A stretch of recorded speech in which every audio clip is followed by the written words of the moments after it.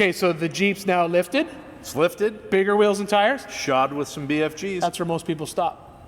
Yep. And then they don't have fun, do they? That's a big mistake. Because why? Because their gearing's all wrong, and their fuel economy goes to crap, and they got no power, and they're living a nightmare. And then they don't have fun on their Jeep. They have no fun whatsoever. And then at that point, then you sort of second guess this whole Jeep thing, right? And that's when you go 1 tons and 40s.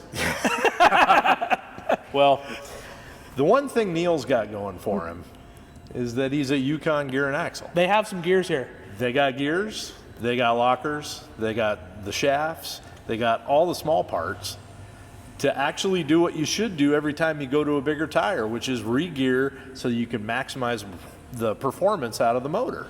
Okay, so we're leaving the Dana 30 in the front. Yep. Because it doesn't really need to be upgraded. Yeah, this is hard for me to say, and you guys that know that crawl, the Dana 30 is like half of a Dana 60. I don't use them. I don't use them at all. I give them away. Yeah, they're cute. But in this application, it's going to work. It's going to be perfectly fine for what he's going to do.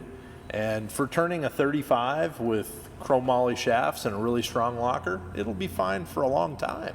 So we've got 35, so we've got new gears. What ratio are we going with on this? You know, I'm not sure. We could probably look at the box, but... I'm going to guess it's a 488. Okay. Am I right? Yes. Look, the guy nodding off camera said it's a 4. That's where I would have went. Because, I mean, the thing is, you see, 488s work good for 37s and 35s on the Jeeps. 513s work real good for the 40s, but that might be a little too deep for a 35. Yeah. See, I would have gone to the 513s because these would just be like temporary tires for me. Yeah. On this weight Those of 40s. are just rollers. That's right. Those would just be what I borrowed till I got my 40s. But those are good. So 488s, Yukon, good quality chromoly shafts. Yep. Changing the bolt pattern. Yeah, which I thought was interesting. It makes it cooler. Well, it's a little bit stronger. Yep. And now they getting rid of the unit bearings. Spin-free kit. Yes. Which is kind of cool because, I mean, I knew they had them for the big trucks, but I didn't know they did them for the little Jeeps. Yeah. So that'll, for those of you that don't know, that eliminates the unit bearing, replaces it with a typical roller bearing. So now you've got a serviceable unit. Completely rebuildable. And something that this Jeep never had from the factory.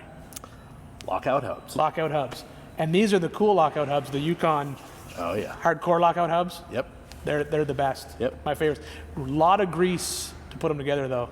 That's why those guys have rubber gloves on over there. You ever notice that? There's so much grease goes in that one little hub, but it works well. I try not to look at mine too often. You let someone else deal with that. You got to put a lot of grease in there, but once it's in there, that'll make a huge difference on this Jeep. So we've gotten the performance back by swapping out the gears. Yep.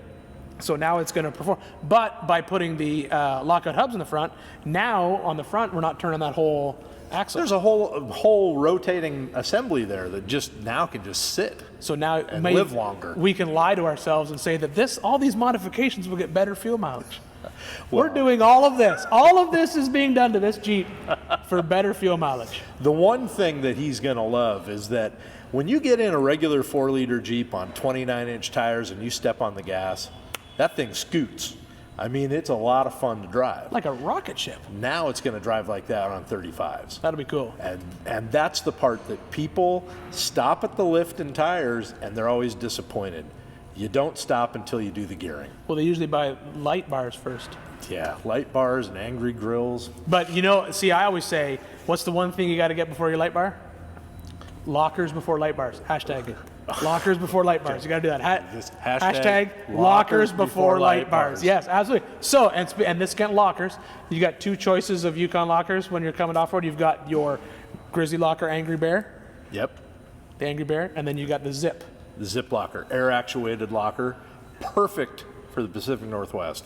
Because you can unlock it, and it's open. It's open. It's just like the day they bought the Jeep brand new off the lot. It's going to drive smooth and easy. And hit them switches. And then you can go anywhere you want. And it's like a spool. Spools are pretty cool too, though. Yep, they are. Spools.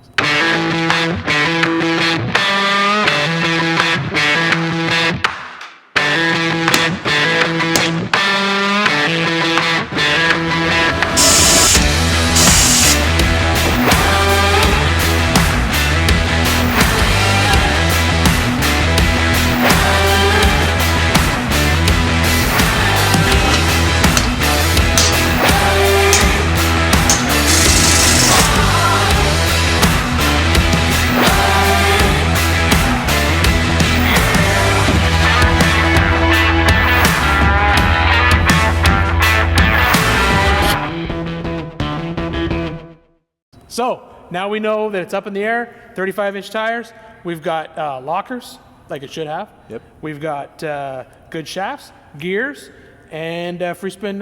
Spin free. Spin-free kit up front. Spin-free. He can edit that. Don't worry about it. Got the spin-free kit up front, and then so next, now it's up. Next time we'll make it look better. Yeah, we will. We've got a whole list of stuff to cover. List of stuff. We're out. You can say cut again. You like doing that. Oh, that's a wrap. He likes doing that.